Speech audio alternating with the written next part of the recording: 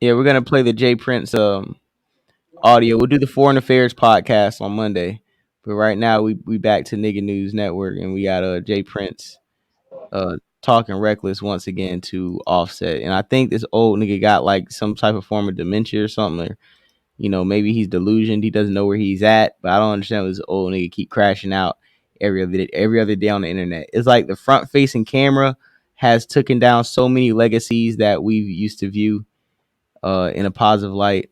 So let's go ahead and roll this clip.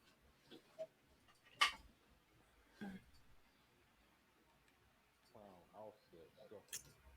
Big motherfucker disease.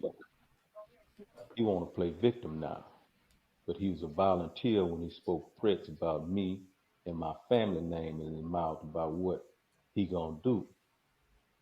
Why you didn't call me to talk is the twist you want to do. There lies in your woman here, nigga. I don't have time to listen to weak shit. Now you want to fake in front of a camera, try to take off mother when I've shown nothing but respect for her and family. See, boy, you acting like you a part of a family that don't really fuck with you because you're a snake. Now you don't know me from a can of paint. Let me see if I can refresh your memory. Remember we talked when you got your ass whooped in Atlanta? You got? Remember when you called up on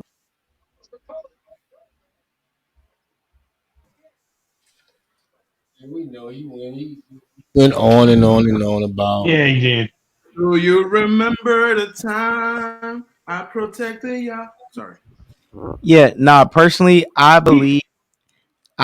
believe that this nigga capping after Cardi and Whack and all them niggas said you weren't the nigga who protected anybody in LA when we came out there. That alone is let me know that anything else this nigga say, I'm not fucking with it, bro. I'm being honest. I'm not fucking with what he's saying, dog. I'm not listening to him.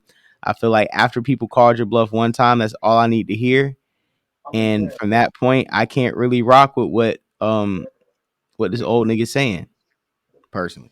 Well, he Yeah, thinks that he in the old school where you can't see through these characters. It's like, yo, like, bro, like, come on now. Nigga can see you. yeah, man. I think the more he talks, the more his image, as far as what we look at Jay Prince as, the Don of the South, and this whole image that he has, it's slowly starting to fade away, and we're just seeing this man that And I think what he's trying to do, I feel like he's trying to save the image as far as Rap a Lot has. But it looks like, his sons are just fucking that all off with all these little, there's that dude that died, the jeweler, he got killed, and then this thing with Takeoff. And I feel like he's just trying to salvage the reputation that he has, with Rap a Lot. So it's very unfortunate because he's just looking like a regular old nigga hating on, the young niggas. So,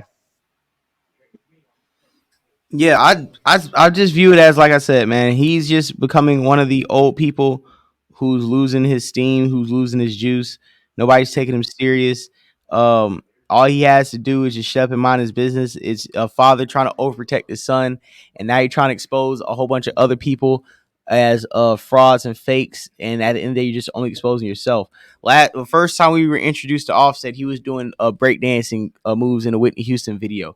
Nobody's looking for Offset to be a gangster. So for the fact you keep trying a rapper who's obviously positions himself to be more of a family man and just an artist, you're not getting any brownie points by talking crazy to him.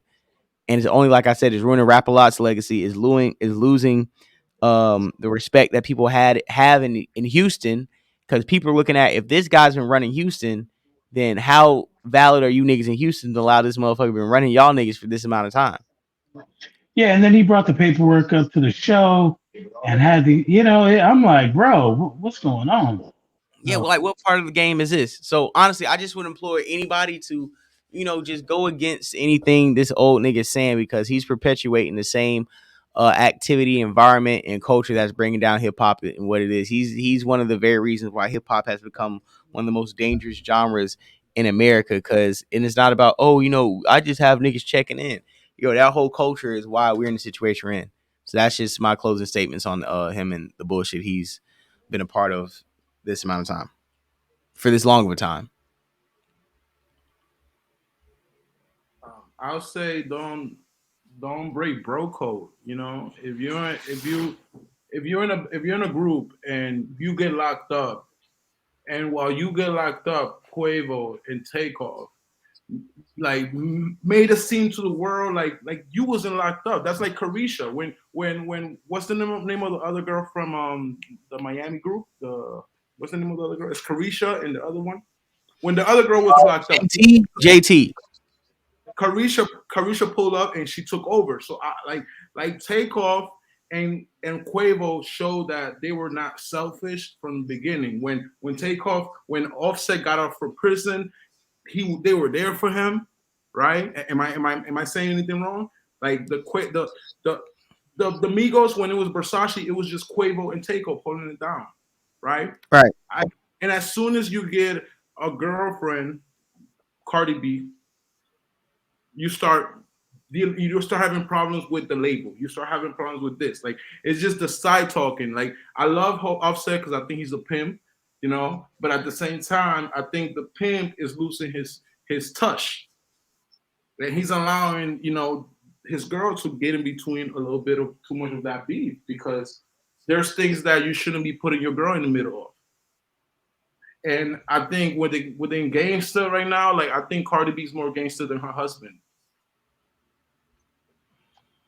I mean, Cardi B, she's on the I blame streets. this whole thing because again, you shouldn't be sleeping with your family member's girl. He Yeah, I allegedly don't. smashed. He allegedly smashed Sweetie, and that was the turn of effect. It wasn't Houston. It wasn't Houston. Why we keep blaming Houston? Quavo had a video an hour before with a gun in a car. They were recording a video. Like, so what are we talking about? And worse die every day. That's what people say. Yo, that shit's funny. Nigga said, I don't know. Yo, I ain't gonna cap. I don't even know what the fuck you talking about either, bro.